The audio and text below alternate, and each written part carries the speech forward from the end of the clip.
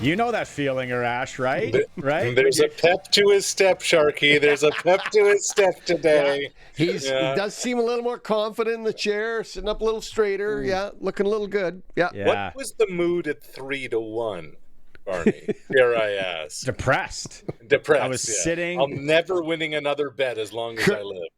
When the boy asks me that, I am depressed, laying down on the one couch in the living room upstairs, wrapped up in an Afghan, just a shell of myself.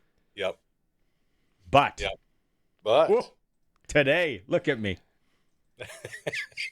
Things are good. Things are good. It's all coming up, Barney, today. You know what are you betting game 2? I don't know. You know what I didn't? You know what I'm glad I didn't wager today? What's that? Canada, Denmark. How embarrassing! I didn't have being outshot 22-10 in the third period in the bingo card. I didn't have a 2-1 loss with this. Like, this seemed to be as good a Canadian team in a Worlds. Crosby, McKinnon, Binnington between the pipes. I mean, look, Nick Ehlers just got off the plane after the Jets lost, and look at the celebration. If you're watching the stream, this is an event that's on my bucket list. If Mrs. S is listening, I have to go to this event. Yeah, it is amazing. Look at the emotion in the box and the fans. You ever been to this thing, Arash?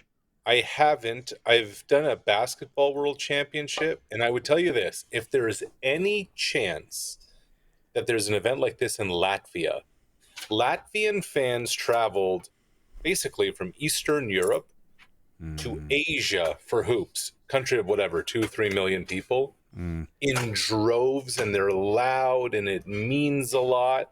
I would put, when you do check that off the bucket list, make sure Latvia is a host or participating in some way, because that'll be the icing on the cake. My buddy's Latvian Orthodox, so he probably would echo that. And then I also heard Prague. Yes. And Hungary. Anywhere. Take me anywhere in Europe for that thing. I haven't been to Hungary, but I will tell you this. Prague. Oh. I was going to say, in Prague, you will never be thirsty. And it's cheap. And it's cheap, I hear. And it's fresh. Nice. Yeah. What are we doing here? Yeah. What are we really doing here? I ask myself that regularly. Often Tuesday and Thursday afternoons. All right. Canada loses. We can talk more about that. Let's get into basketball. Canadian MVP, only the second Canadian ever to win it. Steve Nash comes out and says Shai is his favorite player or something. Yeah. Look, to me, this is not a Canadian basketball story. To me, this is a Canadian cultural story. It's an all-time athlete story. Shai Gilgeous-Alexander has now just vaulted himself into, and I'm not saying he's right there, comparing them, but in the pantheon, in the category, in the stratosphere of the Gretzky and the Crosby and the Sinclair and the Terry Fox and the Rick Hansen and the Bianca Andreescu and the Mike Weir, like all-time accomplished Canadian athletes. Mm-hmm. It was not just a season; it's turning into an incredible career, and he's just getting started. Like, he's 3 years away from his 30th birthday, and the last 7 MVPs, guys, in basketball have not been won by an American. It is the ultimate global game. And now a second Canadian, has won MVP. It's quite a story. You've met this fellow before and had conversations with him. Give us some insight into this guy. Tell us a little bit more about him. Yeah, just a supreme competitor. Sharky, the first time I visited with Shai was before the World Cup in 2023. They were doing a training camp in Toronto. I continued on with them to Asia for a month. And we did about a 30-minute sit-down that summer, 2 summers ago. And what really stood out to me is Shai told me he studied those, and this is his line, those who are, quote, supreme at certain things in the game. Like, he studied Jordan and Kobe's competitiveness and the way they approach things. He studied the cerebral part of how LeBron and Chris Paul would go about it. And Shai's line was, it's the guys that are in the GOAT status that do something extremely extraordinarily, that extraordinary. Those are the guys that I'm studying. Those are the guys I want to learn from. And he said, what always struck me when I'd study them and go back and go back and go back and see where they kind of began their origins, he said, once upon a time, they were just dudes. And he said, for them, it was about finding what's made them the best. That's Shai.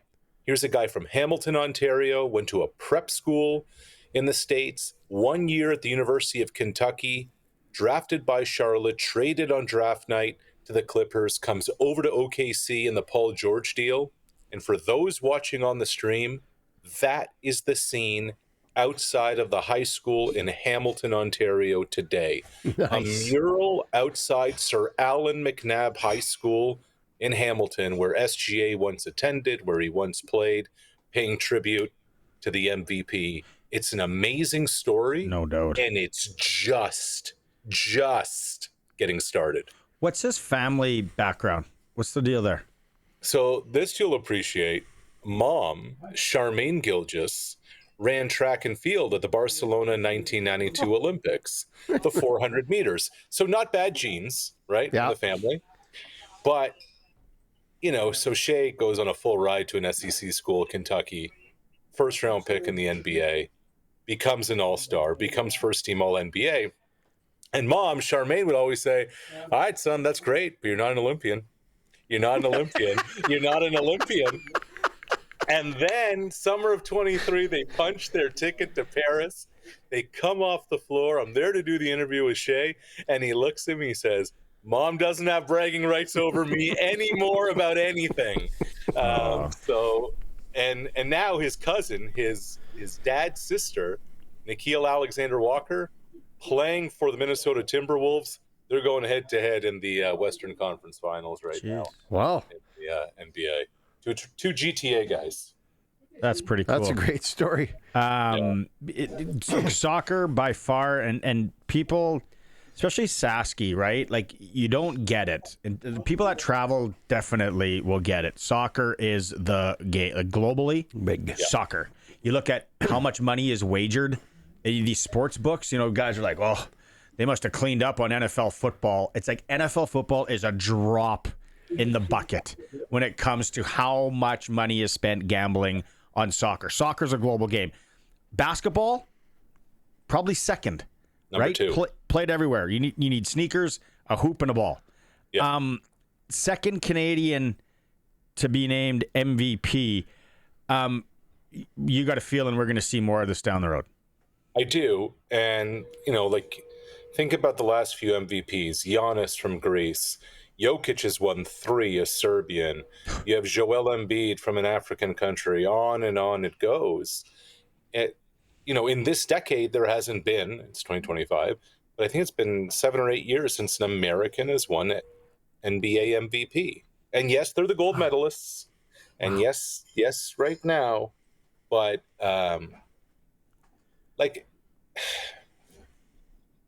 Shai could have won this last year. Jokic got it. There is no reason to believe, if he stays healthy, why Shai Gilgeous-Alexander won't win 3 of these.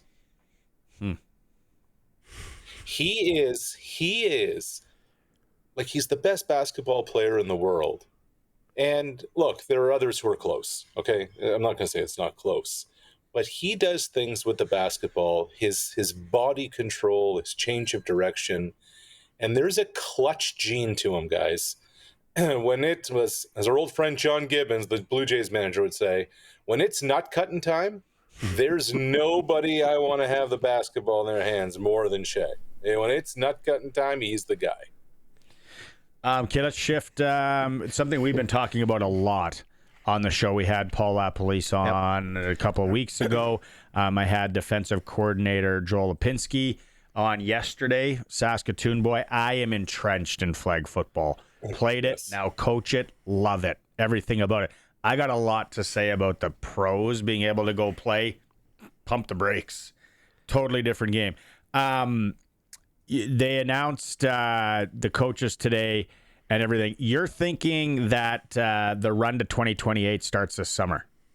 It actually starts this weekend, Barney, if you can believe it. Yeah, Lapo was formally unveiled today. Rachel Lessard on the women's team. This weekend in Montreal, there's going to be a national identification camp of the top 50 men and the top 50 women's players. And they're selecting the national team rosters from this camp because this summer they're headed to LA. They're competing in a 6-country event that USA Football is hosting at the end of June. The women are going to China. They're going to compete at the World Games in August. And then both teams are off to the IFAF Intercontinental Championships in Panama in September. Like, it's on. And if they end up top 5, they qualify for the Worlds next year. So there's a lot happening this summer that won't have NFL attention, but will definitely be kind of on the pathway to the Olympics in 28. The only thing, after talking especially Joel yesterday, is the best, I think, Canadian quarterback, flag football, is not even in Montreal. He's up in Saskatoon working for this U of S Huskies, Mason Nias, who quarterbacked him the last few years. He's not there. So does that mean he's out? The other Sasky guys that have played for Team Canada at the Worlds, because there was like 5 or 6 of them, not even in Montreal.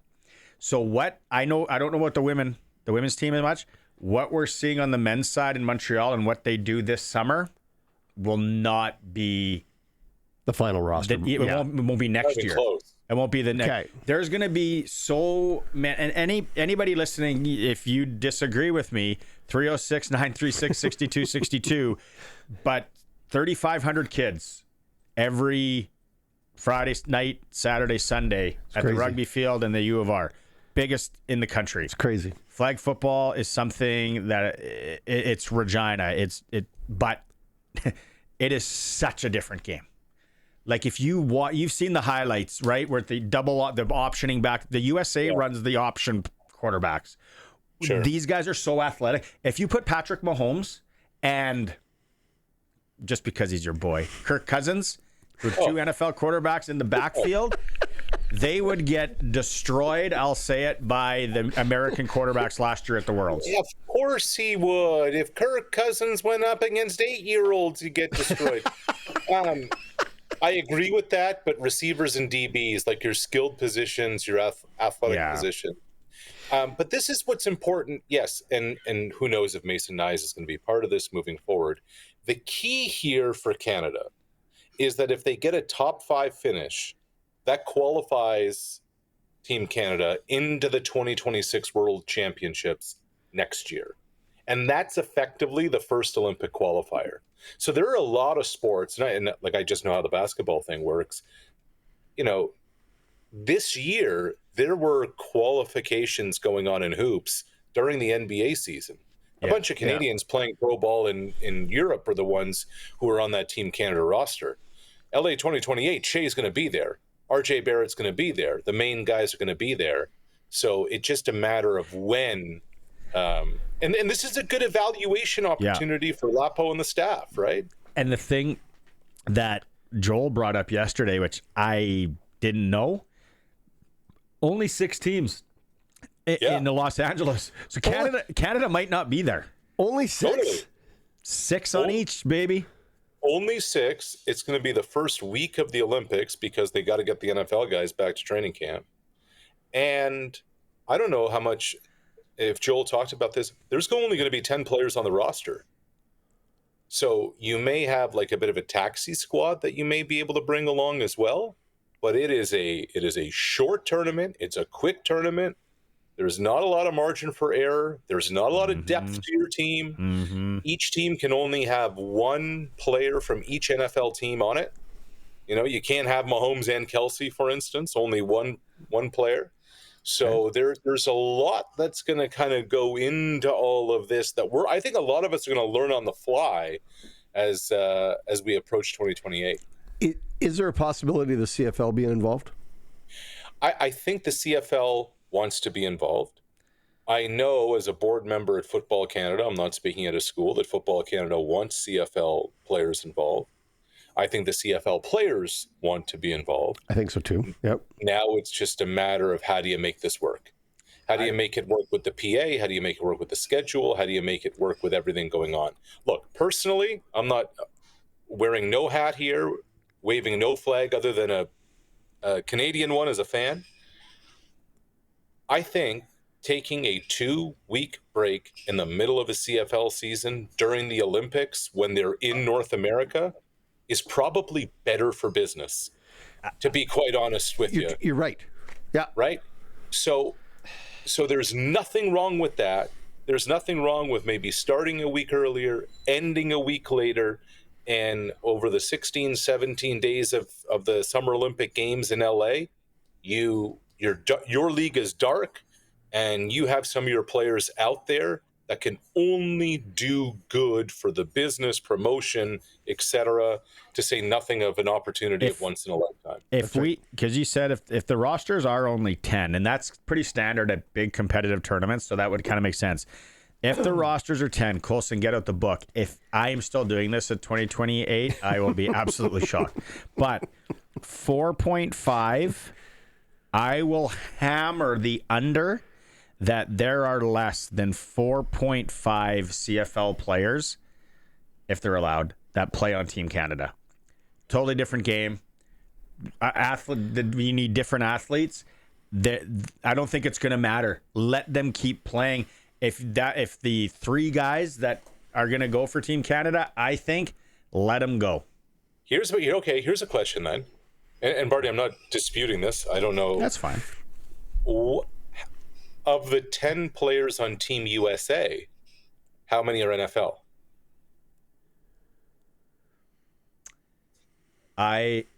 What do you want to set the line at? What do you want to? You're going to keep it at 4.5?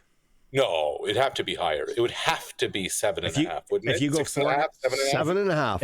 If you give me 6.5, I'll buy another farm this weekend just to put both farms down. That it's under 6.5. Yeah. Wow. That's some good talk. I've been in and you had one big night last night. I'm maybe crazy. I just have been around this sport for 12 years now.